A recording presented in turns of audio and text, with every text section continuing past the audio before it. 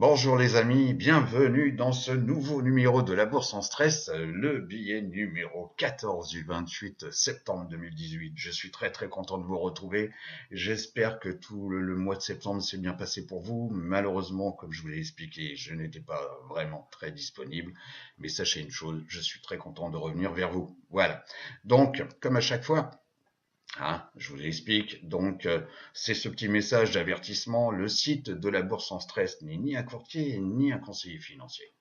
Donc, nous sommes là simplement pour vous aider, à vous fournir de la pédagogie, à vous donner parfois des astuces, à vous montrer en termes d'exemple certaines de nos positions, mais nullement nous sommes là pour simplement vous conseiller, vous dire faites ci, faites ça.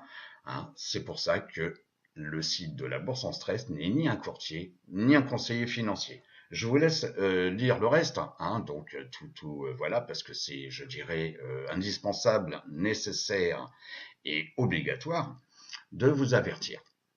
Donc le programme, j'espère que ça va être une vidéo courte, voilà, comme à chaque fois. Alors, le sommaire, où est-ce que nous en sommes le 28 septembre? Le mois de septembre, il y a eu des choses qui sont passées, intéressantes ou moins intéressantes. On va visualiser, comme à chaque fois, le marché US. Que nous dit la roue sectorielle? Retour sur les secteurs ou sous-secteurs que nous avions vus le 31 août. Voilà. Et, comme à chaque fois, y a-t-il des secteurs ou sous-secteurs à suivre? Nous verrons ça ensemble. Et également, on va faire le suivi de mes positions options, donc en date du 31 août, voilà. Je vous rappelle, j'avais mes deux boulets, vous vous en souvenez, comme quoi il faut aussi parler des choses qui fâchent. Donc j'avais ACN et ATV. Bon, ACN, j'avais résolu le problème, j'en avais eu, plus, excusez-moi, et ATVI, il m'en restait. Donc on verra donc mon portefeuille au 31 août. Et je vous montrerai également des exemples de positions et clôturées d'ailleurs donc sur le mois de septembre, donc à la date donc de clôture du vendredi 28. Et puis une petite page mes conseils, puisque j'ai vu ce qu'a fait Mika, donc Michael, pour vous. Les interrogations qu'on rencontre souvent, les gens nous demandant ci, demandant ça, etc. Donc, je vais vous faire à titre simplement d'information, c'est pas simplement le fait de dire voilà, je vous dis ça, faites ci, faites ça. Non, c'est simplement mes conseils, puisque croyez-moi que tout ce qu'il fallait pas faire, je l'ai fait. Donc, j'ai un peu d'expérience dans le domaine, et simplement c'est mon petit plus que je veux vous apporter, et pour éviter simplement peut-être de s'éparpiller, de commettre des erreurs et surtout, chose très importante, de prendre confiance en soi. Voilà les amis. Donc nous allons avancer sur le programme. Alors, où est-ce que nous en sommes le 28 septembre 2018? Nous allons voir donc la volatilité, ce qu'on appelle le VIX, comparer donc deux ETF donc correspondant, donc s'adossant sur du VIX, ok, mais court et moyen terme, donc le VXX et par rapport au VXM, voilà, le SPY par rapport donc qui est l'ETF adossé sur le SP500. Donc on va le comparer par l'XLU, qui est typiquement donc l'ETF adossé aux utilities, produits refuge comme il y a de l'inquiétude. Le Wood, donc par rapport à l'or, donc pour les mêmes raisons qu'on a déjà vu préalablement, donc un produit d'investissement, un produit refuge, et comparer donc le SP500 par rapport à l'or. On y va, donc comme à chaque fois, donc les graphes, donc on commence, voilà. Alors, je continue bien sûr. Le VIX. Alors, le VIX, vous voyez comme quoi, septembre, il s'est passé encore un petit remous, voilà, un petit peu d'inquiétude. Mais on est toujours, vous voyez, dans une zone quand même de quiétude, voilà. On est au-dessus, effectivement, de certaines zones de résistance ici, ok, qui est devenu maintenant support. Vous voyez, on s'était appuyé là, donc courant août. Là, on a eu tendance à revenir, mais pour l'instant, je dirais que c'est un peu le calme plat. Bon, ok. Et là, on a clôturé, je dirais, donc sous la moyenne mobile 50 jours, donc de la comparaison, enfin pas de la comparaison, du VIX. Excusez-moi. Bon. Et on est sous la SMA de 100 jours. Alors, bien entendu, demain est toujours un autre jour, donc Mais il se passera ce que les marchés ont décidé de faire. Mais pour l'instant, donc, le VIX est relativement à des faibles niveaux. Donc, ce qui a un impact directement sur les primes d'options. Voilà. On va comparer donc, comme à chaque fois, le cours par rapport au moyen terme, donc pour les raisons, on en a déjà parlé, etc. Donc la peur à court terme, donc par rapport à la peur du moyen terme. Donc pour l'instant, vous voyez comme quoi le fil conducteur, la SMA 10, joue toujours donc son rôle, donc son rôle donc de résistance, et on est en dessous. Alors il y a eu une petite excursion ici, mais on n'avait pas dépassé, vous voyez la SMA ici, 50 jours de la comparaison, et depuis donc le mois de juillet, on est toujours sous la SMA 200. Bon, 200 jours de la comparaison. Donc, si vous voulez, je ne vais pas vous dire comme quoi tout va bien, ça y est, c'est, etc. Mais si vous voulez, il y a plusieurs éléments qui interviennent aussi. C'est que on arrive à la fin d'année et à la fin d'année, donc tout le monde veut essayer de se récupérer et optimiser de plus en plus donc son trading. Donc parfois et généralement la fin d'année se passe pas trop mal. Après, on verra bien, on verra bien. Bon, même si d'un point de vue politique, économique, il y a des peurs, des doutes, des ci, des ça, etc. En tous les cas, moi, le cours me parle, donc demain, c'est un autre jour. Je suis bien d'accord, mais en tous les cas, pour l'instant, des inquiétudes, c'est pas la peine de se faire des nœuds à l'estomac. Voilà. On va comparer donc le SP500 par rapport aux utilities. Donc vous voyez comme quoi, et ça c'est une constante depuis un certain temps, le SP500 progresse. Ok, bon, ok, il a bien progressé ici. Là, on est dans une zone de congestion, quand même, qui date depuis un sacré bout de temps.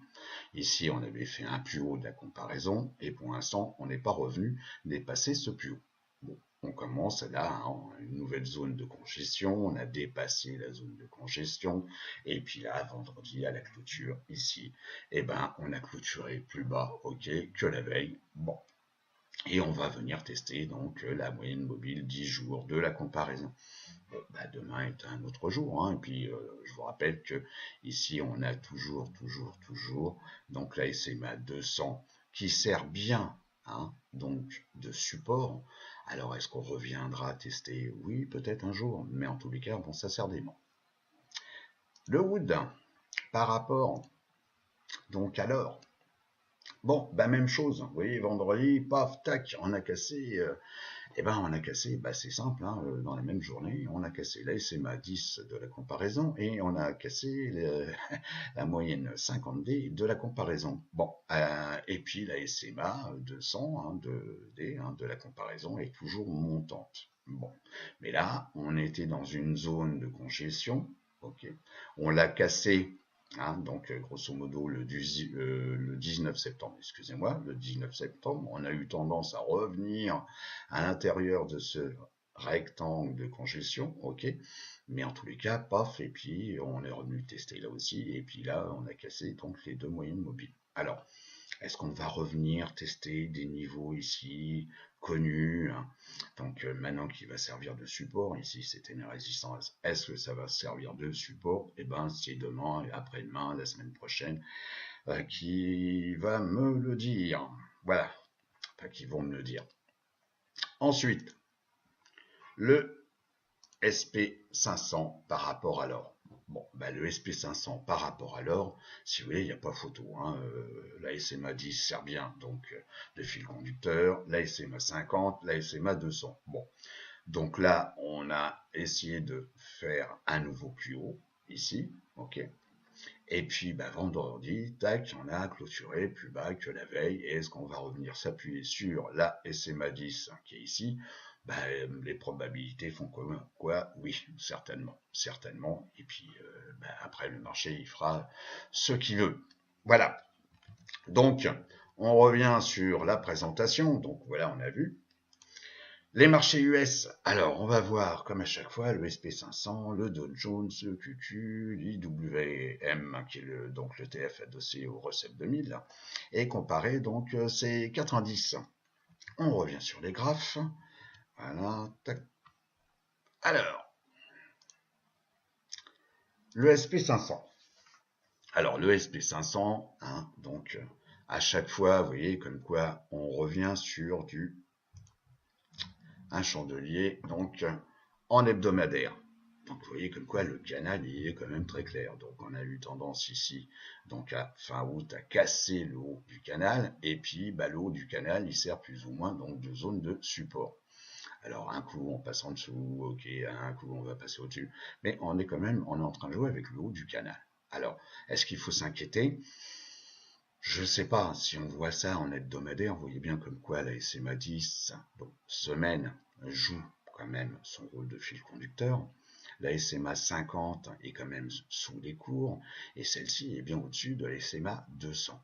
Donc des inquiétudes à ce jour, je dirais non. Et pour les mêmes raisons également que je vous ai citées tout à l'heure, c'est que on arrive en fin d'année, et croyez-moi que tous ceux qui gèrent beaucoup d'argent, ils ont l'intention d'optimiser les gains. Voilà. Donc, ils vont tout faire de telle sorte que les cours continuent de monter et ou ne baissent pas trop. Parce que bon, il y a quand même des bilans en fin d'année qui sont là en ligne de mire. Voilà, tout simplement. Si on regarde maintenant en journalier, vous voyez, on a clôturé sous la SMA 10. Est-ce qu'on va retracer et revenir tester sur des niveaux, vous voyez, le plus haut du janvier 2018, hein, puisque là, on a dépassé le plus haut du mois de janvier 2018. Bon, donc ça, c'est un élément un petit peu intéressant à suivre. Est-ce qu'on va venir s'appuyer sur la SMA 50D? Peut-être, peut-être, peut-être. Quoi qu'il en soit, vendredi, on a clôturé sous la SMA 10, 10 jours. Donc, attention quand même. Voilà. Ensuite, on a donc le Dow Jones, le DIA. Le DIA, voilà.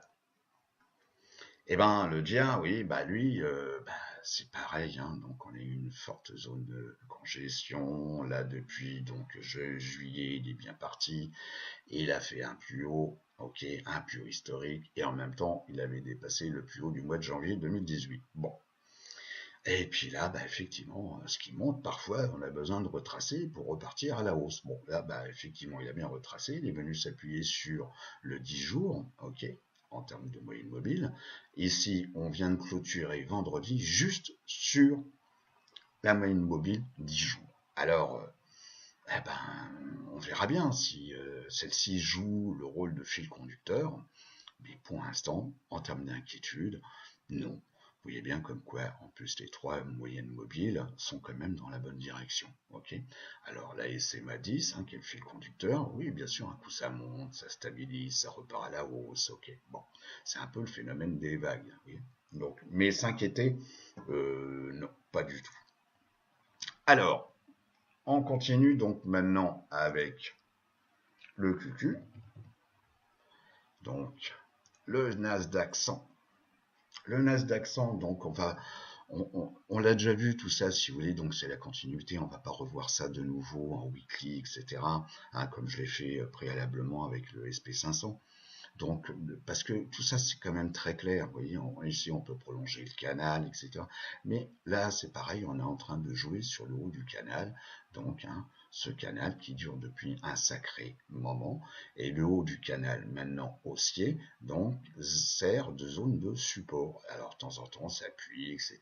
Puis, à un moment donné, si je tire la ligne, on va voir on a confusion du haut, hein, de ce canal avec la SMA 50. Bon, ok, donc pour l'instant tout va bien et puis on a clôturé ici au-dessus de la SMA 10. Donc concernant QQ, les probabilités font comme quoi il risque de continuer de monter. Je dis pas comme quoi il n'y aura pas du retracement, mais pour l'instant je dirais que les probabilités sont quand même de notre côté. On continue maintenant avec le Russell 2000, IWM.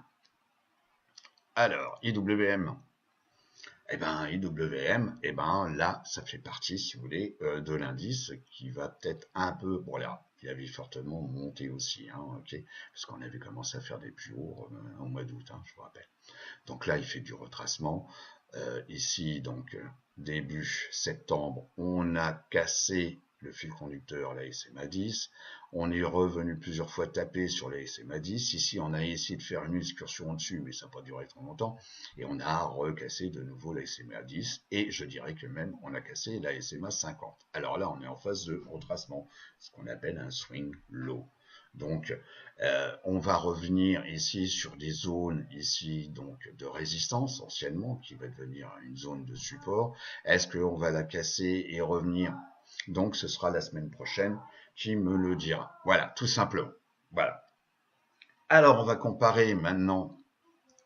Voilà. Donc, là, on est sur du 6 mois. Hein. Voilà, je vous le remets en 6 mois. Donc, on va comparer ces 4 indices. Le premier, c'est toujours le Nasdaq 100, sur 6 mois, je me répète, sur 6 mois. Le deuxième, bon, ils sont pratiquement à égalité, donc le SP500. Le troisième, le Russell 2000, qui avait bien monté, souvenez-vous. Bon, là, c'est le troisième, les arbres ne montent pas directement au ciel. Et puis le quatrième, c'est toujours le Dow Jones. Bon. Et en tous les cas, ça c'est sur 6 mois. Si on regarde maintenant sur 3 mois, c'est ce que je regarde moi sur 3 mois, puisque bon, je suis opportuniste et je prends des positions sur vraiment ce qu'on appelle du swing trading, mais même parfois c'est encore, j'allais dire pire, j'ai horreur de ce mot-là. En tous les cas, encore plus court que du swing trading, puisque parfois j'ai des positions qui vont durer peut-être 3 jours, 2 jours, voilà. Donc je regarde quand même l'évolution parce qu'il y a des opportunités en fonction donc des indices et ensuite des secteurs où il faut aller. Donc là, vous voyez, on ne voit pas la même chose. Donc depuis 3 mois, c'est quand même le Dow Jones qui est le premier. Vous voyez, comme quoi, en fonction du cycle, si on regarde ça sur du 6 mois ou du 3 mois, on ne voit pas du tout les mêmes choses. Après, c'est simplement votre univers d'investissement, ou en tous les cas de trading.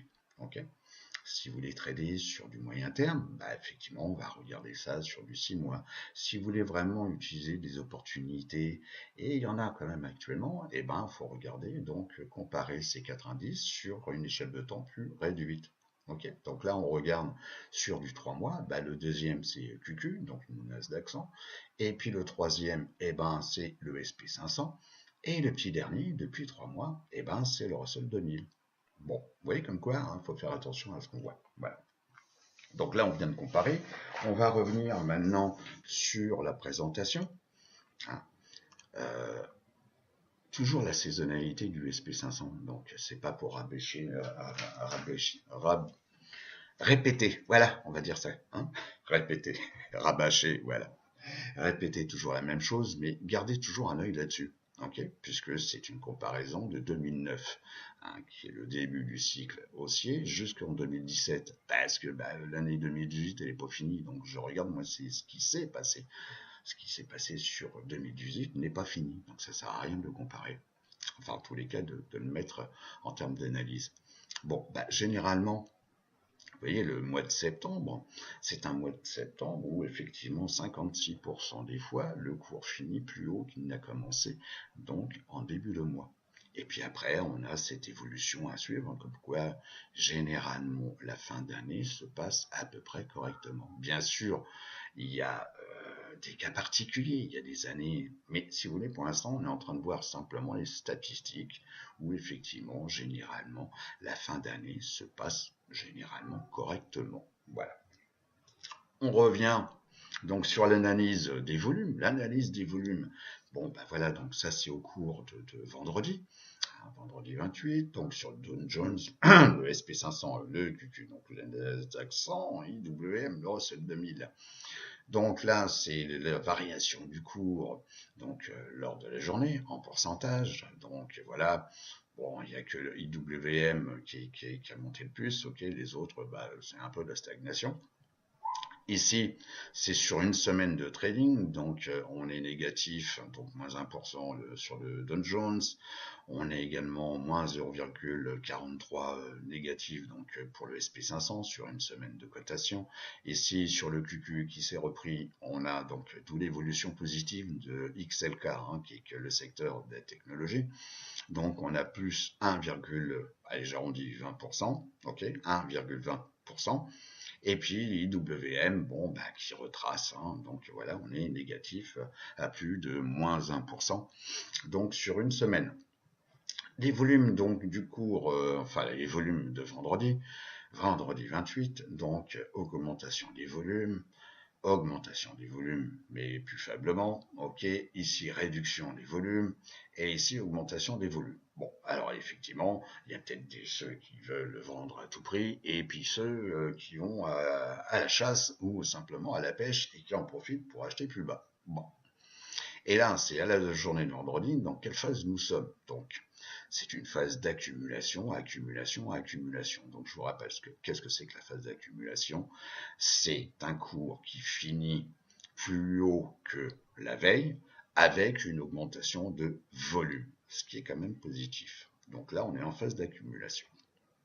Et là, donc, ça c'est sur 10 jours, hein, donc 2 semaines de trading, c'est le nombre de jours d'accumulation par rapport à la phase de distribution, qui est, je vous le rappelle, le fait comme quoi le cours clôture plus bas que la veille avec une augmentation de volume, ce qui a généralement une signification, je dirais, négative de vente. Voilà. Donc pour l'instant, on est quand même sur le Dow Jones, on est en phase d'accumulation, ok, un 4 par rapport à 1, donc égalité pour le SP500, et puis sur QQ et IWM, on est plus en distribution et IWM. Bon, pareil, ok, on est en phase de distribution. Et je vous rappelle que toujours dans la tendance de fond, les 4 indices évoluent toujours de la même façon, mais pas forcément au même moment. Donc, de temps en temps, l'argent est redistribué donc sur un autre indice, donc d'autres sociétés. Okay, et l'argent circule donc voilà entre les petites moyennes, ensuite sur les gros industriels, et puis sur un moment donné sur la technologie, voilà. Donc l'argent se promène, si vous voulez, sur différents secteurs, et en fonction des secteurs, et ben effectivement ça correspond à un indice, hein, que ce soit le Dow Jones, le SP500, le Nasdaq 100 ou le Russell 2000. Voilà. Donc ensuite, on va voir la roue sectorielle. Alors la roue sectorielle, et ben effectivement, comme je vous ai toujours expliqué, donc ça dépend aussi à quel moment et à quelle vitesse on la regarde. Mais il faut toujours regarder pour savoir l'évolution sur du moyen terme, long terme, effectivement, ce qui nous donne, si vous voulez, la signification sur l'évolution de l'économie. J'aurais toujours dit comme quoi la roue sectorielle est un indicateur avancé sur l'économie, donc en tous les cas des États-Unis, mais généralement du monde aussi. Voilà. Donc on avait vu qu'il y avait des secteurs qui avaient surperformé, d'autres qui avaient sous-performé, etc. D'autres, certains qui étaient apparus, la santé, l'énergie, vous voyez, un sursaut de la technologie. Donc tout ça, ça tourne à plusieurs vitesses, comme je vous l'ai expliqué. Mais en tous les cas, c'est ce qu'on va voir sur le diagramme. Voilà, donc on vient ici. Voilà. Donc, on va se mettre sur du 6 mois. Vous voyez, 6 mois ici. Voilà. Donc, par rapport au secteur sur 6 mois. Le premier, c'est la santé. La technologie. Les cyclicales. Quatrième, l'énergie. Le cinquième, les industriels. Ici, les utilities qui avaient bien baissé, donc baisse de moins de crainte, etc. Mais là, qui remonte un peu. Bon. Ici, donc, on a ce que j'appelle les couches squelettes, hein, XLP, qui est typiquement les produits refuges quand il commence à y avoir une petite crainte, un petit doute. Ok. Ensuite, est-ce que j'avais fait le vert? Non, une matériau de base, XLB. Ensuite, les télécoms. Bon, bah oui, quoi, qui sont repris depuis début septembre. Ça, bon, c'est pas un secteur que je traite, hein, les télécoms, donc j'en tiens pas compte, mais je vous l'indique, j'en tiens compte simplement par rapport à la roue sectorielle. Et puis, Les financières qui s'étaient repris jusqu'à, on va dire, à la mi-septembre, et puis, pof, voilà, c'est revenu, la crainte, l'augmentation des taux d'intérêt, les ci, les ça, la peur, parce que bon, vous savez, bon, on va vous chercher toujours plein de raisons pour un truc qui, de manière, de toute façon, quelle que soit la raison, il aurait quand même bougé dans un sens ou dans l'autre. Donc après, c'est ceux qui vous vendent de l'information simplement pour occuper du temps. Alors on va regarder maintenant sur du 3 mois. Alors sur le 3 mois, on va effectivement avoir des choses totalement différentes. Depuis 3 mois, vous voyez comme quoi on a la santé. C'est un secteur, je vous avais dit, il fallait le suivre. Donc moi j'avais pris des positions, je l'avais quitté pour X raisons. Bon, en tous les cas, sur la santé, il y avait des choses à faire. Il y a les industriels qui avaient bien monté sur le mois de septembre, puisque bon, la dernière fois qu'on s'était vu, c'était fin août. Et ben, il y avait des choses à faire sur les industriels. La technologie qui s'était un peu endormie, vous voyez, donc ici, c'était un peu, bon, voilà, ça s'était un peu endormi, ça s'est un peu réveillé aussi. Donc là, on s'approche sur des plus hauts, le plus haut étant ici, on s'en rapproche. Alors après, action-réaction, il faut faire attention. Après, les cyclicales, ensuite les télécoms, on les retrouve, ensuite les couches culottes, ce que j'appelle les couches culottes. Ici, on a les financières, bon, qui avaient bien monté, on le voit, on voit bien. Et puis, les utilities qui ont bien baissé, moins de peur, moins de crainte, donc moins d'investissement sur les utilities, malgré leurs dividendes, leur ci, leur ça. Bon, là, ça se reprend un peu, c'est ce que j'appelle action-réaction. Donc, c'est du retracement, simplement après une baisse. Voilà. Et puis, là, l'énergie, c'est pareil, qui s'était bien réveillé. Si on voit la courbe de l'énergie depuis le point bas du mois d'août, bon, il y avait des choses à faire, ok. Donc là aussi, il faut savoir être opportuniste, monter dans le train, quitter le train, et puis attendre qu'il y en a un autre qui monte, et enfin qui passe, et puis vous remontez dedans, et puis hop, voilà. Et puis là, après, on quitte le train, et puis on attendra si jamais on fait un swing low, et puis il y a un prix intéressant. Et puis les matériaux de base qui, eux, même chose, avaient bien monté là, donc il y avait peut-être des choses à faire, et puis là, qui est en phase de retracement. Bon, donc bon, voilà, si vous voulez, il y a des choses à faire. Maintenant, on revient sur la présentation. Nous avions vu le 31 août, donc les secteurs peut-être à suivre. Donc XLY, j'avais parlé de XLK, la santé, donc ici, donc tout ce qui est bâtiment, voilà, XRT, donc tout ce qui est retail, voilà, IBB ou XBI, donc les biotech, soit coté donc sur le Nasdaq, soit sur le SP. Voilà. Alors on va voir le premier. XLY. Donc XLY. On vient ici. Voilà. Tac. Oui, bien sûr, je vais continuer. XLY. Alors XLY. Et vous voyez comme quoi, bon, on ne perd pas trop notre temps, donc avec XLY, c'est quand même le retail. XLY, là, bien les serviettes de consommation, et qui effectivement ne fait que monter. Voilà, donc la SMA 10, fil conducteur, 50, 200, ok, là on est en phase de congestion, donc pour l'instant je dirais simplement, et on a clôturé au-dessus. Alors pour l'instant je dirais comme quoi, on peut espérer, moi personnellement, c'est un secteur que je suis, que j'ai peut-être traité, ok. Pour l'instant, on est dans une phase de congestion. Donc, on peut casser à la hausse, on peut casser à la baisse cette phase de congestion. Je dirais comme quoi, soyez patient, il y aura des choses à faire. Pour l'instant, c'est pas la peine de se jeter dedans dès lundi. Attendez après de savoir, d'avoir une direction claire, parce que la tendance de fond, elle est quand même, vous voyez, on a eu ici donc une phase de congestion, on peut parler de triangle, enfin, pas grave, on va pas se noyer de poisson, donc, mais en tous les cas, la tendance de fond, elle est quand même très bonne. Donc là, il faut attendre simplement par où on va casser. Voilà. Ensuite, j'avais parlé de XLK.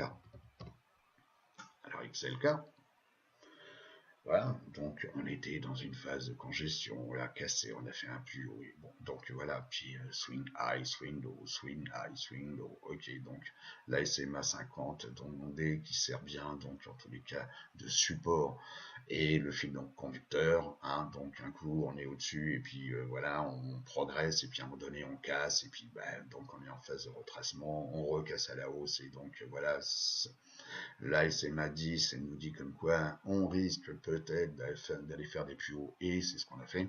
Enfin, c'est ce qu'a fait XLK. La petite phase de congestion, il faut en tous les cas, donc avec un swing low, on vient tester ici la SMA 50D. Bon, donc peut-être des positions. Pour l'instant, je dirais attendez. Bon, voilà, je suis peut-être dedans, ou je l'ai fait peut-être début septembre. Bon, pour l'instant, il faut attendre parce que même si on a clôturé ici, hein, si j'agrandis, si je fais ça, vous voyez, on a clôturé sur un plus haut. C'est-à-dire que le cours de clôture est plus haut que soit les cours d'ouverture ou de clôture de cette période-là. Donc ça peut être bon signe. Ça peut être bon signe. Donc après, c'est votre peur, c'est le fait de... Bon, en tous les cas, j'ai peut-être des positions là-dessus. Simplement par ce fait-là, ok, où on a clôturé plus haut. Ah, je ne vous parle pas des mèches, moi. Je vous parle simplement des choses, c'est soit cours d'ouverture, comme ici en rouge, soit cours de clôture, comme ici en vert. Donc ici, c'est un chouïa, mais on a clôture au-dessus. Alors, de temps en temps, il faut rentrer dans le train et monter dans le train et profiter des occasions. Alors même si effectivement certains vont dire ah oui mais Philippe t'as vu la différence ici par rapport au plus haut ici, donc elle est négligeable, on prend un risque peut-être énorme par rapport donc à un stop, on va définir et tout. Bon, quoi qu'il en soit, je dirais comme quoi la tendance de fond pour l'instant elle est comme très bonne et la technologie en a besoin partout. J'avais parlé de la santé XLV. Et bien alors ça, hein, je me répète, c'est vraiment le secteur qui l'a, la santé. Oui. Donc là, c'est très simple. Bon, moi j'avais quitté, si vous voulez, ma position, hein, j'assume. Voilà, bon, j'avais quitté, bon, tac.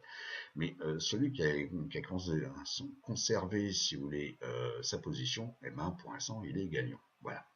Alors, effectivement, ça monte, ça monte, ça monte. Si on regarde, si vous voulez, ça en weekly, hein, on va diluer, vous voyez comme quoi, bon, c'est quand même une fusée, vous voyez. C'est voilà, donc là on a fait des plus hauts historiques, et là donc on a une pente quand même qui est extraordinaire, mais dans le passé on a retrouvé quand même des pentes, bon là la pente est quand même importante, hein. On a retrouvé des pentes moins fortes, ok. Alors, en tous les cas, le train il continue d'avancer. Bon, est-ce qu'il faut prendre une position? Je dirais, soit vous êtes aventurier. Alors, aventurier, ça veut pas dire, hein, c'est pas négatif, hein, aventurier. Mais en tous les cas, attendez peut-être un retour sur le fil conducteur et prendre une position. Mais quoi qu'il en soit, on voit bien comme quoi la santé, et on l'a vu sur donc la route sectorielle, est un secteur important aujourd'hui. Donc j'en reviens à ma petite présentation. Ok. Donc ça veut dire que quoi, oui, la santé est apparue, hein, l'énergie est apparue, mais pour l'instant, mais la santé, voilà, il y a eu des utilities. Voilà. Donc si vous voulez, on a des secteurs qui se réveillent, la technologie, mais la santé actuellement, c'est quand même un secteur important. Et que la roue, de toute manière, continue à tourner, et que effectivement il y a des secteurs qu'il faut voir, c'est les consumer staples, les utilities, les télécoms, l'énergie, et pour savoir si on arrive à une fin de cycle, de toute façon un jour ou l'autre on y arrivera forcément si vous voulez. C'est bon, mais vous dire comme quoi c'est demain ou après-demain, j'en sais rien pour l'instant, mais simplement il faut suivre ça. Voilà. On revient sur les courbes. Alors, ensuite, j'avais parlé de, voilà, IYR, tout ce qui est real estate. Donc, c'était un secteur qu'il fallait peut-être suivre, hein, on s'était vu, vous voyez, au mois d'août. Bon, voilà. Je vous avais dit, peut-être un secteur à suivre. Bon, on avait testé, hein, si on se met ici en weekly, voilà. On avait testé ici des niveaux donc de résistance, hein, paf, on titille, donc ce sont toujours des zones, ok. Bon, est-ce qu'on allait plus haut? Est-ce qu'on allait retester ici un plus haut historique? Bon, hein, parce que si on se met en mensuel, vous allez voir comme quoi, voilà, ok. Le plus haut, pas historique, mais le plus haut quand même d'un an déjà, le plus haut historique il est ici. Ok, mais le plus haut quand même sur un an, 2 ans, 3 ans, vous voyez, il y a un paquet d'années. Alors, qu'est-ce qui s'est passé courant route?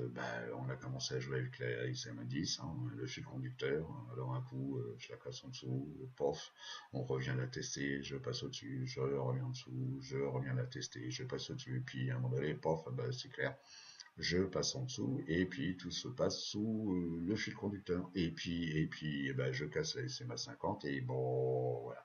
Et je reviens tester, donc ici, des zones déjà connu, ok, en termes de support. Et puis là, SMA 200 qui s'est bien aplati ici. Est-ce qu'elle va servir donc de support? Peut-être, peut-être, peut-être. Donc là, pour l'instant, le real estate, et voilà, c'est plus le secteur, le secteur à suivre. Bon, peut-être on peut vendre à un moment donné des puts pour récupérer à bon prix donc cet ETF, voilà, hein, qui est un ETF donc sous-sectoriel. On est bien d'accord là-dessus. Bon. En tous les cas, pour l'instant, je dirais un peu prudence. Bon, c'est pas le mauvais secteur, mais en tous les cas, bon, attention. Ensuite, on a vu donc le retail. Le retail. Bon, le retail, c'est pareil. Hein, donc, on revient sur, voilà, pour visualiser un peu mieux. Donc, au mois d'août, il avait bien monté. Hein, ok, ici, on va avoir confirmation. Je crois que c'est bien un plus haut historique. Voilà, on avait fait un plus haut historique. Voilà. Ok, donc, souvenez-vous, hein, c'était donc au mois d'août. Donc là, voilà, action, réaction, hein, effectivement, on a bien monté. Ensuite, il y a un retracement, on vient tester le fil conducteur, on casse, papa. Le fil conducteur commence donc à s'aplatir, puis à baisser, et puis après, on a recassé le fil conducteur, on le suit hein, à la baisse, et on vient se positionner sur la SMA 50. Bon, alors maintenant, il faut regarder qu'est-ce qui va se passer sur les SMA 50. Et pour l'instant, si vous voulez, j'ai pas la boule de cristal. Et ce sont les jours prochains qui me le diront. Donc, à suivre. Voilà. Ensuite, IBB. IBB. Alors, s'il veut bien, IBB. Voilà. IBB. Donc, je l'ai dit, à suivre. Bon. Puisque les biotech, je vous rappelle, c'est là où les retours sur investissement sont généralement les plus importants. Alors bien entendu, c'est aussi au prix fort peut-être d'un risque supplémentaire. Okay. Donc à y mettre, je dirais, des sous, mais en tous les cas en faisant attention à son money management. D'où l'intérêt de jouer avec les deux trackers, puisque effectivement le tracker ne va pas déposer le bilan, alors qu'une société biotech, en fonction des résultats, un clinique, phase 1, 2, 3, etc., d'une peur, etc., peut vous faire carrément du moins 50% du jour au lendemain. Bon, ok. Donc là, au mois de septembre, donc j'avais évoqué comme quoi c'était à suivre. Eh ben oui, il fallait le suivre, hein, puisque effectivement, bon, on est bien redescendu. On est revenu tester là, donc 50D. On est revenu ici tester des zones, donc ici de support. Ici un beau rebond avec donc une bougie, un engulfing. Donc voilà, on a recassé la SMA 10 et 50 en même temps. Bon, peut-être pour ça que j'ai pris aussi des positions. Et puis bon, tac. Et là, on revient tester ici un niveau le plus haut. Bon, le plus haut. Donc, est-ce que le cours va retracer, revenir tout? Parce qu'il y a un petit écart hein, quand même entre la SMA 10 ici et le cours de clôture. Bon, la nature reprend toujours ses droits, hein, c'est ce que je vous ai expliqué. Alors, soit c'est le cours qui va continuer à stagner et puis on va attendre que la SMA 10 vienne rejoindre tout ce petit monde-là. Ou bien, effectivement, voilà, on va retracer et on va revenir. Donc, il suffit de faire des retracements de Fibonacci. Bon, mais en tous les cas, c'est à suivre dans les prochains jours. Voilà. Mais en tous les cas, bon, quand j'en ai parlé le 31, et ben c'était à suivre, ça pouvait aller plus haut, ça cassait par le bas, terminé. Hein. Donc voilà, on pouvait effectivement acheter des puts là et profiter de la baisse. Alors, donc ici, XBI. XBI, c'est simplement donc les biotech donc adossés sur le SP. Alors les cours, on n'évolue pas forcément dans les mêmes sens entre IBB et XBI.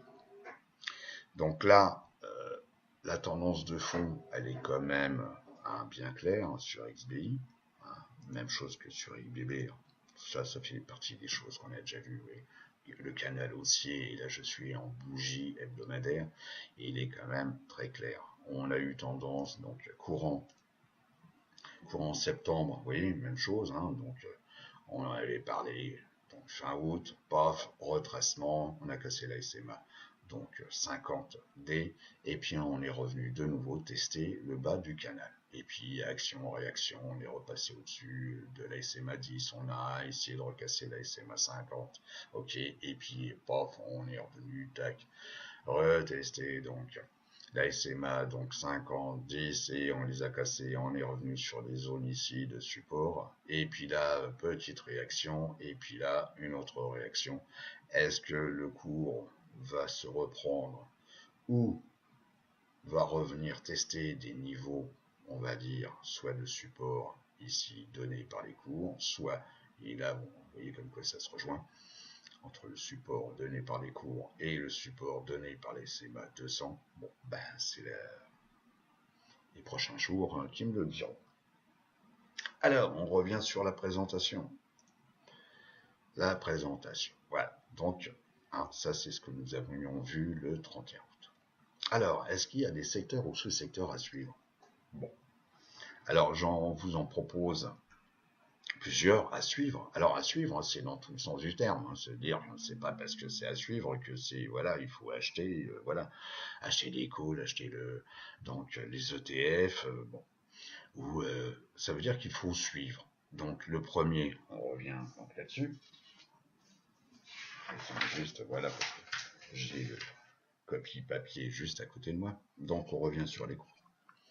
Donc on va revenir sur XLV qu'on vient de voir. Donc XLV à suivre. Donc là, je viens d'en parler. Voilà, si vous le sentez et que vous avez confiance en vous, bon, vous pouvez prendre des positions. Attendez peut-être de revenir sur les SMA 10, parce qu'un jour ou l'autre, de toute façon, on va revenir. Hein, le temps nous prouve, oui. Donc après, il faut être patient. Voilà, il faut être patient. Mais en tous les cas, la tendance de XLV, elle est quand même très bonne. Je vous propose également XLK. Ok. Bon, XLK, c'est un peu la même chose, vous voyez. Donc, c'est un secteur de technologie, il ne fait que monter, ok. Ici, on est dans une phase de congestion.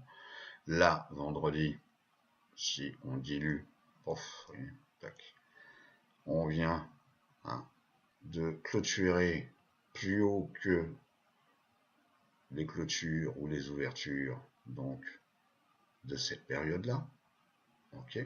Les volumes, bon, même s'ils sont pas, on n'a pas pété le compteur, okay, mais les volumes sont quand même étoffés. Ici, on a une zone de résistance, mais la tendance de fond est quand même très bonne. Donc, je dirais comme quoi XLK est un secteur à suivre. Ensuite, moi, je vous propose XLE, puisqu'on arrive en fin d'année. Voilà. Il y a des bonnes raisons. Il y a l'hiver, il y a le chauffage. Donc là, il y avait des choses à faire sur l'énergie, vous voyez, donc au mois d'août, bon, j'en avais peut-être profité, voilà, donc retracement, on revient tester la SMA 200, et puis action, réaction, et là on est reparti, on a cassé ici plus haut, on est venu ici, donc là j'avais marqué c'est plus haut, donc de janvier 2017, qui était un truc assez important, enfin en tous les cas pour moi. Et puis là, on est revenu tester cette zone, ok, et puis cette zone donnée par les cours, une zone donc de résistance. Et puis action, réaction, on revient tester la SMA 10, mais le cours est au-dessus, donc en clôture de la SMA 10. On est bien au-dessus de la SMA 50 et la SMA 200 sur une tendance de fond depuis un certain temps, elle est quand même bien montante. Oui, bon, alors il y a peut-être des coups à jouer sur XLE, hein, ou à travers, je dirais, USO, hein, qui est le pétrole américain, donc un ETF, hein, USO. Donc il y a à suivre des choses, alors USO, USO, hein, donc des choses à faire sur l'énergie, le pétrole, etc. Voilà. Ensuite, je vous propose également, hein, pour revenir sur ma présentation, donc les semi-conducteurs. Alors, les semi-conducteurs, il se passe un truc assez intéressant parce que la tendance de fond, ouais, on l'a déjà parlé, c'est bon, voilà. Bon. Et là, on est quand même dans un scénario assez intéressant. On est dans un magnifique beau triangle, vous voyez, ok. Et phase donc on va dire de congestion, hein, en forme de triangle. Mais après, un bon nombre de temps où le cours il n'a fait que monter, monter, monter. Alors maintenant, le cours il va faire quelque chose, hein. Je vous rappelle que ici les plus hauts sont moins hauts et ici les plus bas sont plus hauts. Bon, alors donc il y a un resserrement et puis à un moment donné, est-ce qu'on va passer par le haut ou par le bas, je sais pas. Mais la tendance de fond, hein, donnée par les SMA 200, elle est quand même dans la bonne direction. Et puis la SMA 50, qu'est-ce qu'elle fait? Par rapport au cours qui végète, elle fait une pondération, donc une moyenne, et ben elle a tendance à s'aplatir. Bon. Et puis là, vendredi, on vient tester, hein, donc on clôture pratiquement sur la SMA 50 et la SMA 10. Hein, si je fais l'effet zoom, vous allez comprendre. Voilà. Ok. Donc on est pile poil, hein, on a clôturé au-dessus de la SMA 10 et on vient pratiquement titiller la SMA 50. Alors après, ça peut faire ci, on peut encore rebondir là, revenir, et puis on peut revenir tester la SMA ici 200, le bas du triangle. Bon, tout est possible, mais c'est quand même un secteur à suivre. Voilà. Ensuite, le petit dernier, donc XRT. XRT, eh ben, vous voyez, si on regarde ça en weekly, hein, c'est un secteur, on avait déjà parlé, hein, le retail.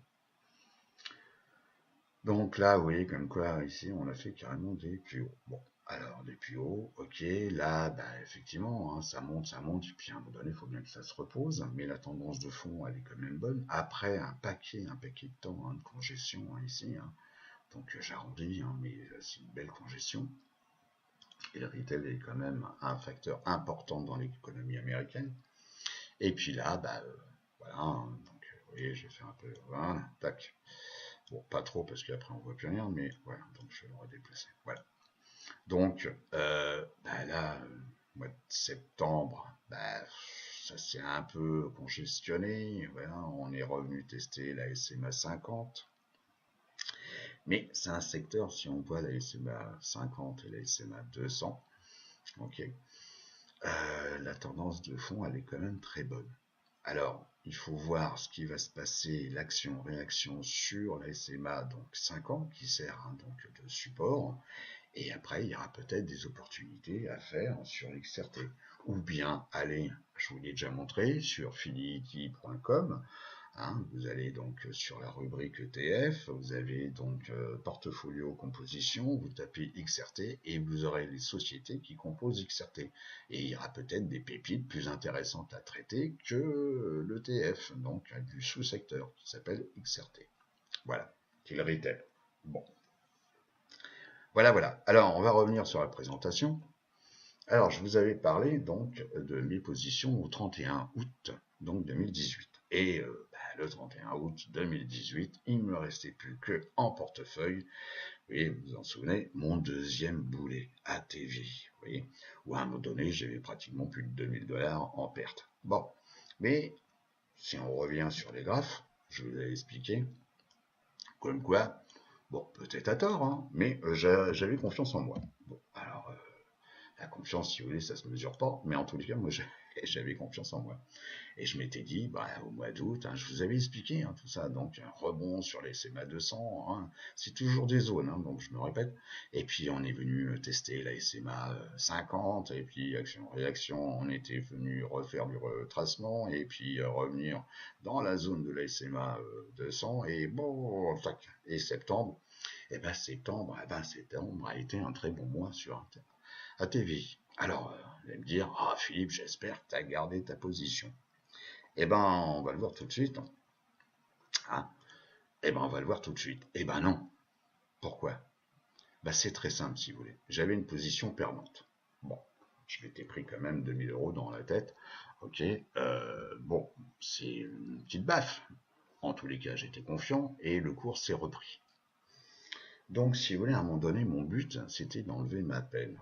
Alors, faut pas exagérer, hein. Si vous voulez, j'ai pas fait mon chemin de croix avec la bougie en disant ça y est, c'est ma peine, et puis je me suis fouetté. Hein.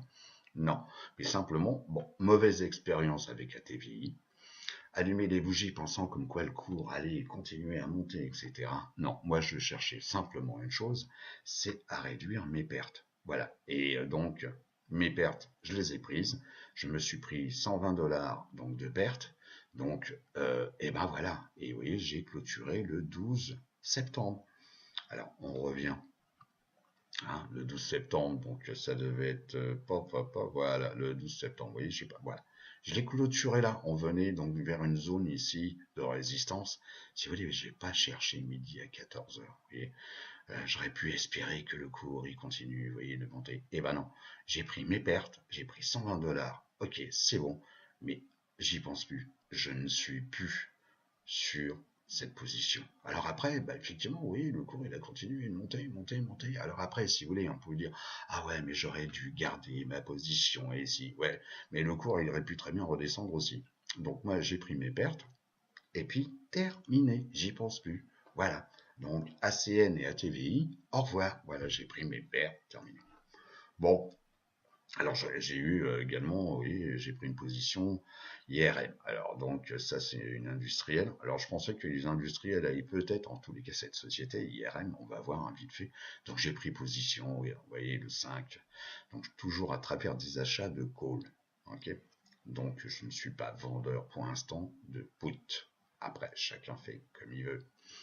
Donc le 5 septembre, et puis le 26, bah, j'ai dit au revoir. Bon, bah, je me suis pris grosso modo 420 $ dans la vue, c'est pas grave, si vous voulez, mais on va voir pourquoi IRM. Alors j'y avais cru, hein. Si vous voulez, grosso modo, on n'a pas la science infuse. Si vous voulez, trouvez-moi quelqu'un qui a 100% de position gagnante, et ben déjà, il est pas né. Et s'il vous le dit, c'est un beau menteur. Parce que, grosso modo, ça veut dire qu'il a la boule de cristal, ou bien que c'est lui-même qui manipule les marchés. Alors, bah, c'est pareil, IRM, si vous voulez, la tendance de fond. Parce que, bon, le secteur industriel avait tendance, si vous voulez, hein, on peut le voir, hein. Si vous voulez, bah, ça va être encore plus pédagogique. XALI, voilà, industriel. Donc c'est un secteur, vous voyez, hein, si on voyait, on avait cassé, si vous voulez, donc ici on revenait tester et on avait clôturé un plus haut sur un certain nombre de mois. Oui. Donc j'avais vu ça. Bon, donc au mois de juillet. Au mois d'août, on était revenu tester donc la 50, et même si la 50D était en dessous de la SMA 200, mais bon, et puis là, de nouveau, paf, on avait recassé cette zone de résistance. Et puis là, on commençait à vouloir casser à la hausse, donc la SMA 200, hein, donc la SMA 50 croise à la hausse la SMA donc 200. Et puis là, depuis haut, alors j'ai dit, bon, bah, peut-être que voilà, faut y aller, hein, tous en chacun, sachant comme quoi ici, effectivement, il y avait un plus haut. Bon, ça, je le savais, hein. Donc, bah, je dis, bah, j'y vais quand même parce que les industriels ont besoin de se reprendre un peu parce que ça fait un bon paquet de mois qu'elles stagnent. Donc, c'est pour ça que j'avais pris des positions. Bon, sur IRM. Alors, IRM, et ben, voilà, donc, bah, grosso modo, le 26 septembre, et ben, vu ce qui s'est passé, et ben, et tac, on n'est pas parti tout à fait dans la même direction. On est revenu tester la 50, ok, et puis, donc je pensais qu'il y allait avoir peut-être action en réaction, et ben si vous voulez, je ne sais pas tout, et ben le cours il a beau, et en plus on est venu ici, donc le 26, cassé, donc la SMA 200, ok. Donc, on pouvait avoir de nouveau un rebond, si vous voulez, oui. Et bon, moi, l'espoir, si vous voulez, voilà, je l'ai payé cher. Donc maintenant, là-dessus, des certitudes, j'en avais pas. Il n'y avait plus rien qui pouvait me dire comme quoi ça pouvait remonter, réduire mes pertes et tout. J'ai pas cherché à comprendre. J'ai liquidé ma position et au revoir. Ok. Donc on revient là-dessus. Et puis après, bah oui, on va pas tous les faire, hein, parce que si vous voulez, vous aurez le temps. Donc sur la vidéo, vous appuyez sur pause et puis voilà. Donc vous voyez, j'ai traité XLF. Donc vous voyez, bah, comme je vous l'ai dit, je fais réellement du swing trading. C'est-à-dire vous dire comme quoi il va se passer ça dans 6 mois, 1 an. Mais j'en sais rien. Et je ne suis plus du tout un investisseur long terme. Donc je fais vraiment du swing trading. Et que parfois entre le choix donc d'une option ou d'un stock, ça dépendra de la liquidité, c'est-à-dire grosso modo si le produit est traité, si je me retrouve tout seul à acheter par exemple des options ou à acheter des stocks, bah, si vous voulez, bah non, j'y vais pas parce que acheter c'est bien, mais après liquider vous allez avoir du problème. Donc j'ai fait XLF, vous voyez, UTX qui est une industrielle. Et ben là, bah, vous voyez, sur UTX, j'ai eu un petit peu plus de chance, vous voyez, qui était une industrielle, hein, comme IRM. J'ai plus de bol, hein, puisque vous voyez, je l'ai traité donc du 10 au 14, et en 4 jours, voilà, donc UTX, bon, bah, bon je vais vous le montrer quand même, UTX, voilà, on y est. Bon, bah, pour des raisons pareilles, hein, donc j'avais regardé XLI, donc bon, on vient de le voir. Le truc, on venait donc s'appuyer après une petite phase de congestion, appui sur la SMA 50, la SMA 200 est quand même dans la bonne direction, et puis comme je vous l'ai dit ici, je l'ai acheté le UTX 10, voilà, je l'ai acheté le 10. Donc le 10, donc on en était là, tac, tac, tac, tac, tac, voilà, je l'ai acheté sur le rebond, voilà, quand on a cassé, vous voyez, le fil conducteur, la 10. Et qu'on était venu s'appuyer sur la SMA 50. Donc, bah, je vais pas chercher à comprendre. J'ai pris position. Ok. Alors, donc, ils vont me dire, oui, mais Philippe, il fallait. Bon, moi, je vous explique pourquoi. On casse la SMA 10, ok. La SMA 10 qui est ici flat, hein, parce que ça monte, ça descend, mais c'est flat, ok. Et puis ici, le cours qui réagit très très bien sur la SMA 50. Donc, je vais pas chercher à comprendre. J'ai pris position et la position, je vais pas garder longtemps puisque hein, j'ai fait 4 jours. Voilà. Et là, on a cassé ici un plus haut. Alors, bon, tout le monde va dire, mais Philippe, il fallait garder ta position. Ouais, et ben moi, grosso modo, quand j'ai vu que ça montait, j'ai pas cherché à savoir si le cours il pouvait continuer de monter, monter, monter, parce que moi, ce que je regardais ici, c'est les plus hauts. Vous voyez, le plus haut de quelques mois. Donc, j'étais pas certain comme quoi le cours avait allé tester et casser à la hausse cette zone de résistance. Donc, si vous voulez, je n'ai pas de boule de cristal, j'en savais rien. Moi, la seule chose, j'ai vu le 14, comme quoi le cours il montait très bien. Et ben, j'ai pas cherché à comprendre. Et ben, j'ai pris ma position. Bon, ben, vous allez me dire, hein, donc sur 4 jours, 340 $, il y a pire comme condition. Alors, j'ai pris du SMH aussi, des semi-conducteurs. Tout ça sont des, oui, sont des secteurs que nous avons, sous-secteurs que nous avons vus. Bon. SMH, bah pareil, en 3 jours, voilà, tac, j'ai pris du pétrole, hein, je vous en ai parlé, USO, voilà.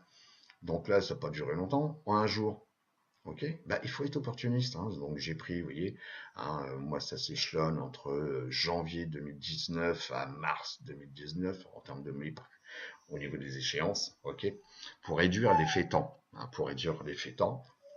Donc là, voilà, les strikes, voilà, que des calls en achat. Bon, donc USO, bah voilà, j'ai pas duré longtemps, ça a duré un jour, voilà, 300 $. Et ben voilà, c'est voilà, je suis comme ça.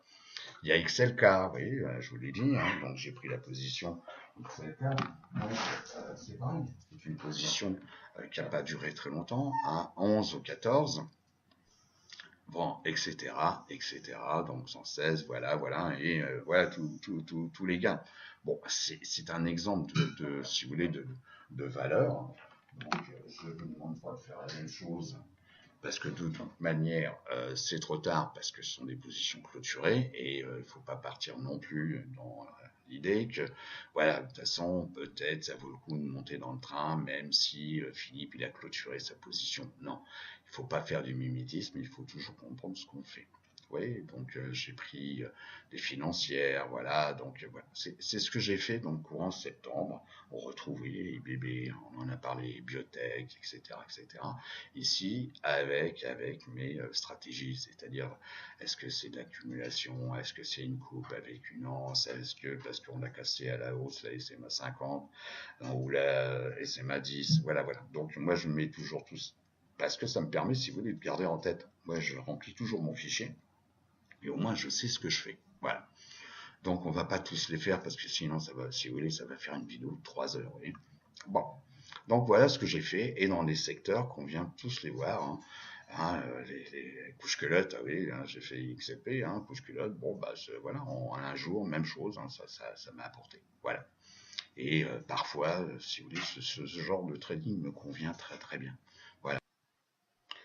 Mes positions au 28 septembre 2018. Alors, donc, vous voyez comme quoi, on va les voir un par un. Bon, il n'y a pas 10 pages.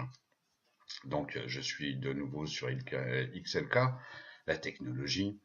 J'ai pris du Facebook, technologie. J'ai pris du Twitter, technologie. J'ai pris de la santé, AGN. Donc, j'ai pas pris, si vous voulez, le tracker, donc adossé sur le secteur de la santé, donc XLV. Donc j'ai pris AGN. Donc simplement parce que j'ai détecté comme quoi c'était une stratégie, une coupe avec une anse. Alors on commence sur XLK. Et là, XLK, on va voir directement, voilà, on y arrive. XLK, on l'a déjà vu. Donc j'ai pris en date du 20 septembre, voilà. Alors, on va diluer. Le 20 septembre, on devait être, voilà, tac, voilà. Donc je l'ai pris le 20 septembre, parce que vous voyez, on avait clôturé ici sur un plus haut. Bon, c'est-à-dire clôture, je répète par rapport à ce que l'ai déjà dit, donc plus haut par rapport à cette clôture, et plus haut que cette ouverture. Donc, bah, je suis rentré dans le train. Alors, on va me dire, oui, mais il fallait peut-être attendre. Bon, ok. C'est ma stratégie à moi. Chacun fait comme il veut, si vous voulez. Du moment où vous savez ce que vous faites et que vous êtes à l'aise dans ce que vous faites, eh ben, il faut le faire, il faut agir et non pas attendre, et puis on peut attendre, et puis après c'est trop tard. Donc là, il y a eu action, réaction, on est revenu tester le fil conducteur, revenu tester ici dans des niveaux de support, et puis action, réaction, voilà où on a clôturé là. Et puis bah, le target, il sera peut-être là, puis après, il sera peut-être plus haut. On verra. Donc, XLK. Hop, on n'en est pas tout de suite à la fin. Voilà, tac. Voilà. Ensuite, FB. Alors, FB, donc Facebook. Eh ben, on arrive ici, Facebook. Voilà. Eh ben, Facebook, si vous voulez, si on regarde ça sur du très long terme, je vais me mettre en weekly. Alors, si vous voulez, parfois ça monte très bien, vous voyez, paf, super, il faut acheter du Facebook. Puis à un moment donné, il faut en vendre, le fil conducteur. Donc ici, il a 10 semaines, tac, voilà, on vient tester un bas du canal, paf, action, réaction, on revient, casser des plus hauts, et puis paf, on passe donc au-dessus de la SMA 50 semaines, la 10, voilà, paf, et puis là on arrive à un plus haut, et hop. Donc, eh ben voilà, retracement, la mauvaise nouvelle, les comptes qui ont été piratés, voilà, plein de nouvelles, enfin, etc. Et puis là, bah, tac, en 3 temps, pratiquement, 1, 2, 3, voilà. Ok, on revient tester le bas du canal. Bon, eh ben si vous voulez, moi ça me parle. Alors, peut-être que j'ai tort, peut-être que j'ai raison, de toute manière, dans tous les cas de figure, j'ai pris la position. Donc là, on voit hein, le taux de cotation, un magnifique gap hein, quand même. Oh. Et puis, bien entendu, action-réaction, on revient tester le haut du canal, et puis pof, tac, voilà. Bon. Donc c'est ce que je vous ai dit. 1, 2, 3. Et là, donc on voit comme quoi la zone du bas du canal a bien servi en termes de support. Et bien si vous voulez, ben, moi j'ai vu ça. À un moment donné, on voyait comme quoi la SMA 10 commençait à s'aplatir et puis on jouait avec. Donc on avait tendance à clôturer au-dessus de la SMA 10. Et bien si vous voulez, j'ai pas cherché midi à 14 heures. Donc j'ai pris ma position. Donc Facebook, je l'ai pris le 24. Vous voyez, pas trop longtemps, le 24 septembre. Voilà. Et j'ai pris 3 contrats, 65, donc 165, donc j'étais pris pratiquement à la monnaie. Voilà, avec une échéance, comme je l'ai dit, moi mes échéances en termes d'achat de call, c'est très simple, hein. C'est toujours pour éviter l'érosion du temps. Voilà. C'est donc c'est mars actuellement, c'est mars ou février. Donc voilà, bon j'ai décaissé sur ce compte-là, donc voilà, parce que j'en ai pris 3, terminé, et on verra bien. Ok. Ensuite, j'ai pris du Twitter. Oh, Twitter, toujours dans la technologie. Donc là, même chose, hein, la mauvaise nouvelle. Voilà, tac, on vient tester donc la zone donc de support définie par la SMA 10. La SMA 10, la SMA 200. On la casse, on est en dessous de la SMA 10 jours. Ok. Là, on risque peut-être de croiser à la baisse la SMA 200. Alors, tout le monde va dire, mais Philippe, pourquoi tu as pris la position? Alors, j'ai pris la position, c'était quand? Twitter, tac. Et je l'ai pris donc également à la monnaie, 28, on va voir ça. Donc, je l'ai pris le 27, donc jeudi. Alors, pourquoi j'ai pris la position? Parce que ici, le jeudi, on avait cassé à la hausse, si vous voulez, la SMA 10. Alors, moi, ce que je cherche, si vous voulez, c'est pas de monter au ciel, de retrouver les plus hauts, et puis voilà. Moi, je vais jouer sur les petits deltas, mais les petits deltas sur très peu de temps. Et ce qui me permet d'encaisser donc les différences entre achat et vente sur des périodes très courtes. Parce que là, on est dans une zone de congestion. Peut-être que j'ai tort, peut-être qu'on va casser, retester des niveaux ici, etc. C'est le temps qui va me dire. Mais quand j'ai vu ça, je suis rentré dedans. Voilà. Donc après, le 28, il s'est passé ce qui s'est passé. On a clôturé plus bas que l'ouverture. Et la bougie, si je dilue un peu, voilà. Donc on risque peut-être de revenir tester là. Voilà, c'est le temps qui va me le dire. Où il va y avoir une réaction et que le cours va se reprendre. Et comme il s'était repris un peu là. Et moi, c'est ce que je cherche. Moi, si vous voulez, c'est pas revenir tester là, là, là. Je suis opportuniste sur des périodes très courtes. Je cherche vraiment les moments d'impulsion et puis, pof, je m'en vais terminer. Si vous voulez, je travaille comme ça. Bon. Et puis, au lieu de prendre donc le secteur de la santé, XLV, parce qu'on a vu ça monter, ça monter, ça monter. Bon, moi, je suis toujours pas, si vous voulez, parce que on a toujours peur de rater le train. Alors le train, il est parti depuis un bon bout de temps. On a vu ça sur XLV. Et puis, cette peur fait comme quoi, il faut que je monte dedans. Bon, et comme le secteur est bon, il monte. Il faut peut-être aller chercher, pas des pépites, il ne faut pas exagérer, mais des sociétés quand même relativement imposantes. AGN, Allergan, si vous voulez, c'est pas une petite. Hein. Donc on peut voir ça sur Google Finance ou sur Yahoo Finance.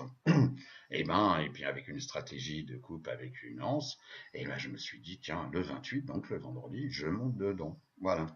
Donc on va voir AGN. AGN. Voilà. Donc le 28, vous voyez, donc c'est un cours, on revient sur le temps passé. Alors, le temps passé, il nous indique comme quoi, effectivement, depuis un paquet de temps, oui, le cours, il baisse, il baisse, il baisse, il baisse, il baisse. Bon. Et puis depuis un certain temps, depuis 2018, donc début, hop, il s'est repris. Oui. Donc là, on est en chandelier hebdomadaire. Et puis on a joué avec la SMA 10, et puis on l'a cassé, donc 10 semaines, hein. Et puis, pof, on l'a cassé, et puis on est venu jouer avec la 50 week, ok, quand même, un paquet de temps, hein. Et puis on l'a cassé. Alors moi, quand je vois ça, bah, j'ai envie de monter dans le train. Et puis là, depuis un paquet de temps, bah, la valeur, les plus hauts sont toujours plus hauts, et les plus bas sont bah, moins bas. Donc, moi, ça me parle. Donc, oui, phase de stagnation, donc tac tac tac, alors que le cours initialement baissait. Ici, la SMA 50 qui s'aplatit, et par là, donc là c'est 50D, hein, ok. Et puis là, on avait cassé la 50, donc la 200D, bon. Et puis, bah, quand je vois ça, donc ici, on a une, si vous voulez, une tasse, elle n'est pas parfaite, hein, elle n'est pas parfaite. Et puis ici, on a comme une anse et tout, mais oui, comme quoi, même si on a tendance ici à jouer avec la SMA 10 et qu'on est revenu tester la 50D et qu'on a bien réagi dessus, et ben quand je vois ça, et ben j'ai envie de monter dans le train. Alors après, demain c'est un autre jour, mais j'ai pris de la GL. Voilà, voilà les amis. Voilà sur mes positions au 28 septembre.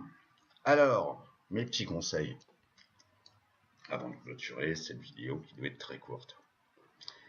Si vous voulez, ce qu'il faut, moi, c'est les conseils de ce que j'ai appris. Si vous voulez, j'ai fait les pires des bêtises. Croyez-moi que pour apprendre, il faut faire également des erreurs, et c'est à travers les erreurs qu'on apprend. Okay. Il n'y a pas de réussite sans erreur. Les erreurs, il faut toujours les voir d'une façon positive. Et croyez-moi que bon, je suis peut-être le champion dans tout ce qu'il fallait pas faire. Donc chaque jour, si vous voulez, les marchés offrent des opportunités. Mais par contre, si un jour vous ne trouvez rien, ce n'est pas la peine de prendre position pour prendre des positions. Je connais des gens qui, de manière, ça y est, s'imposent le fait de prendre des positions, même s'il n'y a rien. Et bien, si vous voulez, c'est comme un peu le marché. Vous allez voir les légumes, il n'y a rien qui vous tente. Vous n'allez pas m'acheter des tomates simplement parce que vous vous rendez obligé, vous vous sentez obligé d'acheter des tomates. Si elles sont pas bonnes, pas la peine d'en prendre. Et puis, vous reviendrez demain, après-demain, voilà, terminé. Donc, s'il n'y a rien, c'est pas la peine de se forcer. Et puis, il faut adapter votre stratégie aux opportunités. Après, si vous voulez, chacun va vous dire il faut faire ci, il faut faire ça, les options, c'est mieux que les stocks. Moi, je dirais non, c'est ni pour ni contre, comme disait Coluche, bien au contraire. Que ça soit option et stock, c'est très simple, si vous voulez. Ça dépend uniquement, des volumes. Pour les options, l'open interest, et des volumes échangés sur le stock. Donc ça veut dire que dès le moment où vous travaillez avec des options, je vous rappelle que c'est par paquet de 100, ok. Généralement c'est paquet de 100. Donc déjà, voilà, si vous retrouvez, je sais pas, assigné ou simplement, vous allez vous en trouver avec un paquet de 100. Donc les options, parfois c'est valable, et de temps en temps, au lieu de prendre des options, il vaut mieux prendre les stocks, parce que plus souple. C'est-à-dire que vous n'allez pas en prendre 100, vous allez peut-être en prendre moins, et puis si le cours il va dans la bonne direction, vous faites une réappro, c'est-à-dire vous rajoutez des stocks, et puis jusqu'au moment où vous allez avoir une centaine, voire 200, voire 300, pour compléter les achats, parce que le stock a pris la bonne direction, puis après vous pouvez vendre ce qu'on appelle des covered calls. Donc, si vous voulez, c'est pas blanc et noir. Dans les deux cas, il y a des belles opportunités. Donc, moi, je traite aussi bien les stocks que les options. Et pour les 6. Les raisons que je viens de vous donner. Les options, quand je vois que pour l'échéance que je souhaite, ok, pour éviter l'érosion du temps trop rapidement, et que il y a très peu d'open interest, je vais pas y aller, si vous voulez. Même si on me dit, ah ouais, mais les options, c'est ce qu'il faut faire. Non, parce que ça veut dire que grosso modo, il n'y a pas beaucoup d'options ouvertes et que c'est pas le tout de prendre position. Il faut toujours s'imaginer au moment où vous devez la liquider. Parce que c'est pas le tout, comme je vous l'ai déjà dit, d'acheter la belle petite maison, ok. Mais si à un moment donné vous avez besoin de cash et que vous voulez la vendre et qu'il n'y a personne pour vous la racheter, vous allez vous retrouver bien seul. Et surtout, ne faites que ce que vous comprenez. S'il y a un truc, on m'a dit que, mon ami que, oui, j'ai bien vu à travers différents cercles, clubs, ou voilà. Ah ouais, il m'a dit de faire ça, je l'ai fait, oh bah ça marche. Ouais, mais le jour où ça marche pas, eh ben il sait plus quoi faire parce qu'il ne comprend pas ce qu'il fait. Donc ne cherchez pas à utiliser la méthode d'un autre, hein. Utilisez simplement la méthode que vous comprenez et qui est la vôtre. Votre capital, c'est certainement votre bien le plus précieux, hein. Je vous parle d'un aspect purement matériel. Je ne vous parle pas de vos enfants, de votre femme, de vos parents, voilà, de votre chien, etc. C'est simplement, c'est votre capital, c'est votre bien le plus précieux.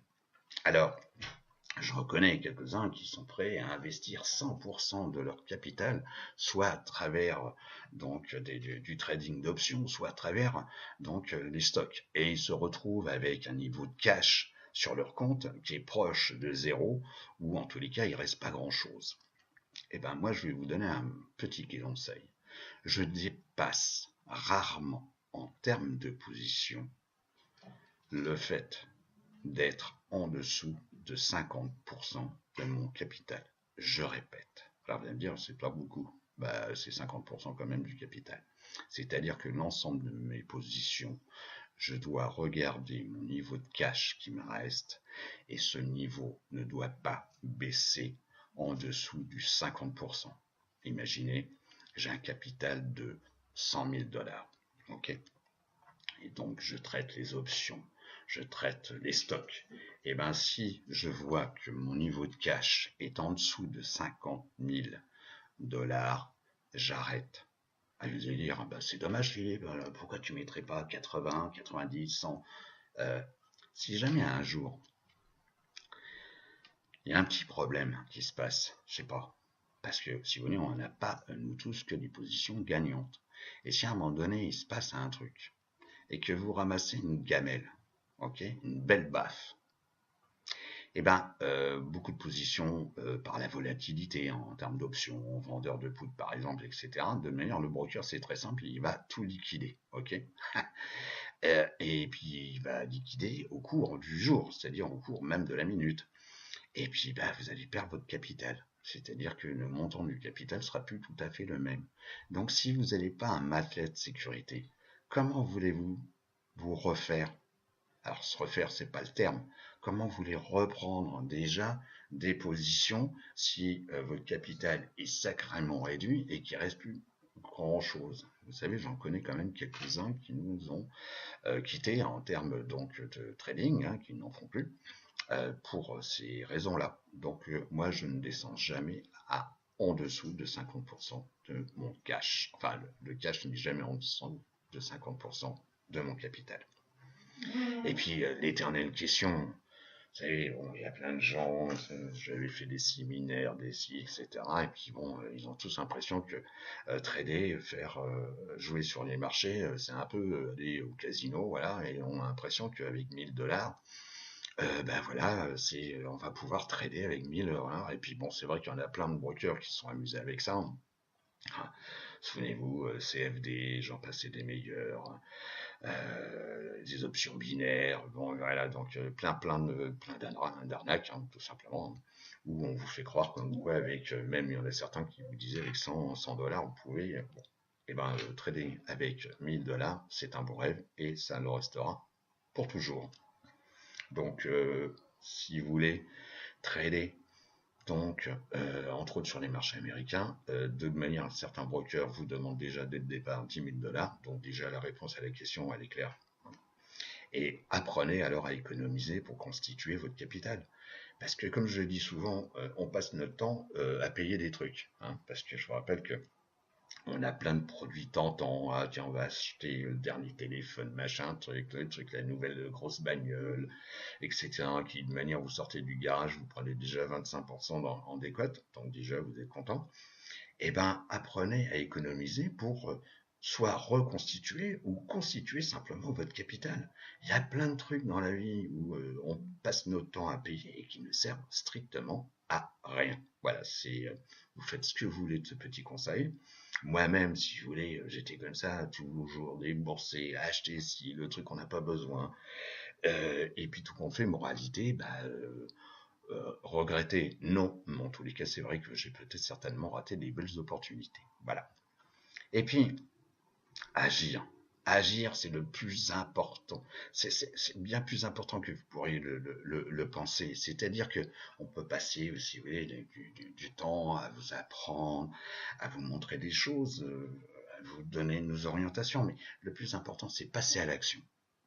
Parce que, alors, certains vont me dire, ouais, mais bon, j'ai pris je préfère faire du paper trading, oui, hein, c'est des comptes d'essai, hein, voilà, j'appelle ça paper trading, c'est des comptes d'essai, etc. Bon, je suis pas un fanat. Il y en a certains qui vous disent, entraînez-vous déjà sur un compte d'essai, etc. pour voir comment ça se passe. Bon, ben, moi, par expérience, si vous voulez, moi, j'ai traité directement. Parce que les conditions psychologiques ne sont pas les mêmes. Quand vous traitez, parce que votre broker vous propose 100 000, 1 million de dollars en paper trading, c'est-à-dire que c'est un compte fictif, hein, ok. Alors vous avez l'impression, ah bah oui, ouais, génial. Et puis vous n'avez pas cette peur, ok, parce que grosso modo, c'est l'argent fictif. Oui. Bon, alors donc, c'est un peu comme le jeu du Monopoly, c'est-à-dire que grosso modo, si vous perdez, de toute façon, ce sont que simplement des pions, ok, ou bien des cartes, bon, etc. Ben là, quand vous commencez à jouer réellement avec votre argent, ça va vous conditionner et ça va vous apprendre réellement, un, à vous connaître, deux, les choses qu'il ne faut pas faire et ne pas subir, si vous voulez, les aléas des marchés où il faut prendre confiance en soi et savoir ce qu'on fait. Donc il faut agir. Et croyez-moi que c'est peut-être bête ce que je viens de vous dire, mais c'est certainement le plus important. Voilà, il faut agir, agir, vous mettre dans les conditions. Ok, c'est pas la peine non plus de trop agir. Faut pas, si vous voulez, agir pour agir, ça sert à rien. Mais il faut agir par rapport au fait de regarder. Moi, j'ai passé, si vous voulez, c'est pour ça que je vous dis comme quoi tout ce qu'il fallait pas faire, je l'ai fait. J'ai passé des journées à regarder des cours qui montaient et qui descendaient. Ok, en disant bah tiens, ça fait ci, ça fait ça, mais je prenais jamais de position. Et alors, un, je perdais mon temps. Trois, ça me fatigue. Enfin, deux, ça me fatiguait. Et puis, est-ce que j'en ai déduit vraiment une stratégie? Non, nullement. Voilà. Donc, il faut agir. Et je vais vous donner un exemple qui reste qu'un exemple. Hein. Attention, qui ne reste qu'un exemple. Vous voyez? Je traite également les stocks. Je vous l'ai déjà dit. Ok? Donc là, c'est la même chose. J'ai vu des choses, et ben je rentre dedans. Voilà, il faut agir. Alors là, c'est plus des options, c'est des stocks. Eh oui, mais on peut se faire de l'argent aussi avec des stocks. Donc là, je vous ai mis quatre exemples. Ah, comme je vous dis, nous ne sommes pas des conseillers financiers, là j'ai des positions est à titre donc d'information et de pédagogie. Voilà. Bon. Eh ben, vous voyez comme quoi, même chose, même remarque. 24, date d'achat, 25, date de vente. Vous voyez, alors si c'est pas opportuniste, hein, vous voyez, date d'achat le 25 septembre et clôture le 28. Date d'achat, hein, 28. Date d'achat, clôture, 27. Ok. Alors, ce que je vous montre là, les montants, c'est pas pour vous titiller, vous aguicher, vous dire non. C'est juste pour vous montrer comme quoi on peut se faire de l'argent, ok. Et puis on achète peut-être un petit paquet, voilà, mais pas énorme. Comme je vous ai dit, je ne dépasse pas, moi, 50, en dessous de mon cas, je ne dois pas être en dessous de 50% de mon capital. Donc j'en ai pris, voilà, j'en ai pris. Et puis en très peu de temps, bah oui, comme quoi, on peut se faire de l'argent. Alors il y a des fois, on s'en fait moins, hein, on a 30, ouais, mais bon, pas. Voilà, ça va, je sais pas, m'acheter ma baguette de pain, enfin plusieurs, hein, parce que 30 dollars, ça fait quelques baguettes de pain. Bon, enfin, peu importe.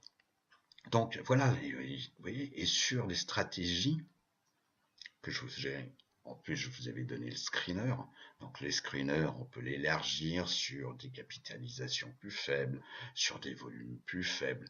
Alors ne faites pas ça avec des volumes rikiki, comme je vous ai expliqué, c'est pas tout d'entrée, il faut pouvoir en sortir. Mais comme quoi c'est possible, même avec les stocks, et sur des périodes très courtes, voilà. Donc, je sais pas, je vais en prendre un. Je sais pas, je vais prendre jaune. Voilà. Hein, donc, qui est un volume anormal. Donc, c'est juste à titre pédagogique. Je suis pas là en train de vous dire, ouais, je fais ci, je fais ça. En réalité, non. Mon but, c'est simplement par pédagogie et par plaisir de partager, de vous montrer ce que je fais. Voilà. Donc j'ai pris du Jones. Donc quand est-ce que je l'ai pris? Je dois l'avoir sur la feuille de papier, ça va être encore mieux. Ouais, vous devez entendre la feuille de papier qui se tourne. Donc jaune, voilà, qui est un bel exemple, voilà, donc je l'ai acheté le 24, voilà, alors vous allez me dire, putain, excusez-moi, je suis vulgaire, t'as pris le truc pourri. Ah bah oui, effectivement, j'ai pris un truc pourri, parce que il était là, oui, tac, et hein, on est à 4,50 $, ok. Mais moi j'aime bien ce qui est action-réaction. Et moi, j'avais détecté sur mon screener, je vous l'ai fait, je vous ai donné le lien, ok, je vous l'ai partagé. J'avais détecté, vous voyez, puisque je l'ai acheté le 25, voilà, j'avais détecté le 24, déjà une augmentation de volume. Alors, c'était pas énorme, sauf que le 24, regardez bien ici, ok, ça c'est le volume moyen en bleu, et ça c'est le volume du jour. Je me mets le 24. Le 24, là c'est simple, volume moyen c'est 156 000, et le jour même c'était 1 million, là j'ai bougé, 1 million 37, ça fait pratiquement 10 fois. Et ben je peux vous dire que le 25, bah, je suis monté dans le train, ok, j'ai attendu comme quoi effectivement, bah, je l'ai acheté, grosso modo je l'ai pratiquement acheté à 15h, donc à 15h30 heure de Paris, donc 9h30 au State. Donc je l'ai acheté pratiquement, voilà, j'avais placé un ordre ici, je l'ai acheté, j'ai regardé l'évolution, tac, je suis monté dedans. Et puis, et ben, bon, le 25, j'ai vu comme quoi ça montait comme une fusée. Le 25, bing, et ben c'est très simple. Hein. Regardez les volumes. Hein. Vous regardez là, vous regardez là. Tac, le 25, confirmation du volume. Donc pratiquement 5 millions. Et volume moyen 396. Bon, et ben ça fait plus de 10 fois. Donc j'ai profité de cette hausse. Et que bien entendu, on allait retester des niveaux ici. Donc, bah, j'ai pas cherché, vous voyez, hein, j'ai vendu hein, à 8,50. J'avais besoin de confirmation, je l'ai vendu voilà, pratiquement à 8,50. À 8,50. Voilà, ça doit être pas là. Voilà, 8,50. Ok, je l'ai vendu à 8,50 et je l'avais acheté le 24 à 6,30. Voilà, pratiquement ici. Donc, avant la clôture. Donc, je me suis pris ce delta. Et ben, ce delta, tac, multiplié par 400, bah, ça fait 880 $ en une journée. Bon, bah, si vous voulez, il y a pire comme rémunération. Voilà. Et puis les autres, bah, vous verrez, pour les mêmes raisons, vous détectez les volumes anormaux, ok, ou bien une inside day, un jour j'en parlerai, donc c'est une bougie qui est à l'intérieur du jour précédent, bon j'en parlerai, donc sur GMED, voilà, et ben GMED, voilà, c'est pareil, donc acheter le 25, revendre le 27, bon, ah bah c'est pas, ouais, c'est sûr, c'est pas 10 millions de dollars, mais c'est à force de cumuler, vous voyez, les sommes que ça, tac, tac, tac, tac, et ben à un moment donné, bah, vous optimisez un peu le rendement de votre portefeuille, et même avec des stocks, il y a des très belles opportunités à faire. Voilà les amis. Donc bien sûr, ceci est à titre d'exemple. Et j'en reviens à ce que je disais tout à l'heure, le plus important, croyez-moi, il faut agir. Les amis, voilà, donc je pense que cette vidéo est très courte, donc j'espère que je vous ai pas pris votre temps. Je vous souhaite une très très bonne semaine de trading, et je vous dis à très très bientôt. Au revoir les amis.